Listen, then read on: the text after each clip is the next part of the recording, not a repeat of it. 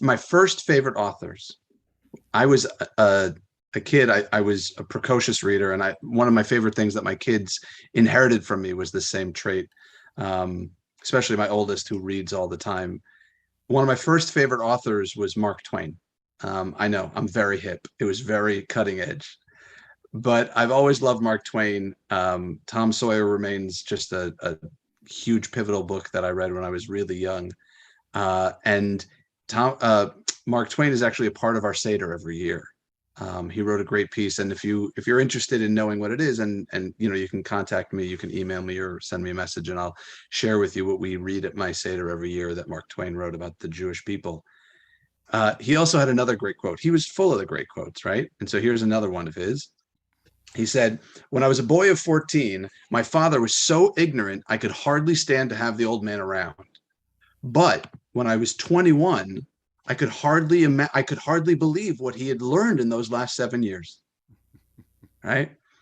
And I think of parents and children, and people come home, and for Thanksgiving, they're home from college. For some, it's their first time coming home since they went away to college. For some, it's a really pivotal moment in their maturation as they, the turkey dump. Some people know what that is, where the high school sweethearts break up on Thanksgiving. But people come home from college, and every time we come home, things are a little bit different with our parents than they were as we age, as we mature. And we learn a lot from, can you hear that noise, by the way? No. Okay, good. Um, we can learn a lot from our ancestors. We can learn what not to do, right? We read this week of Yosef, of Jacob's favorite, of Yaakov's favorite, Joseph, who had a coat of many colors, and the favoritism that was heaped upon him for that, and what it did to the family. We know that, many of us know the story that Jacob is sold into slavery and ends up becoming the second in command in Egypt. But before that, before he comes to reconcile with his brothers and save the Jewish people, there's a family torn apart. There's a family that has total dysfunction.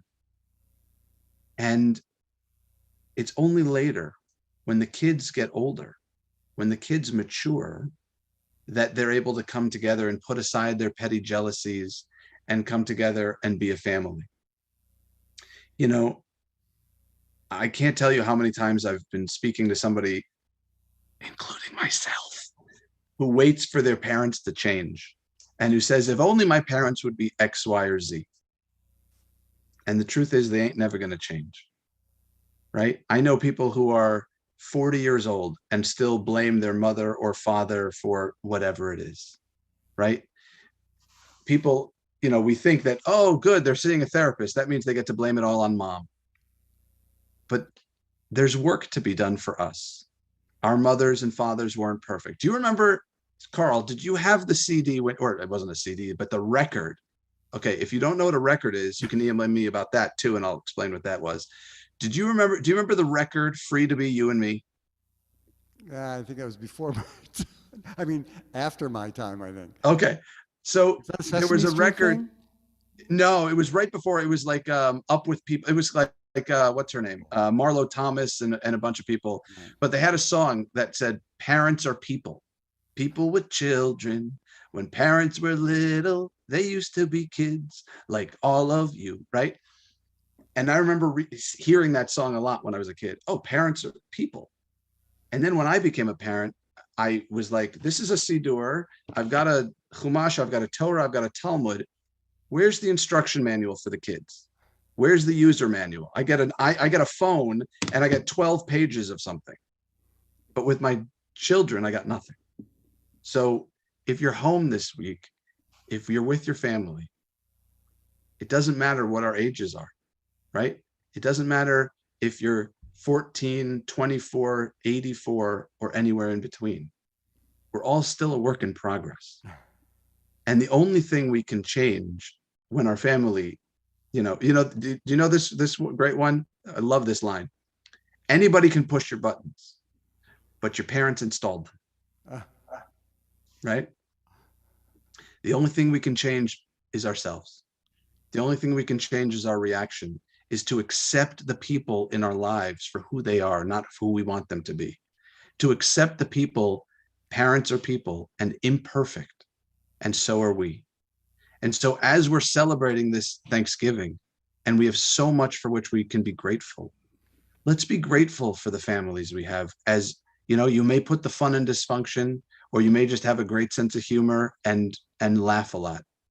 But whatever it is, we have to own our part, and we have to realize that if something's not working, it's up to us to change it.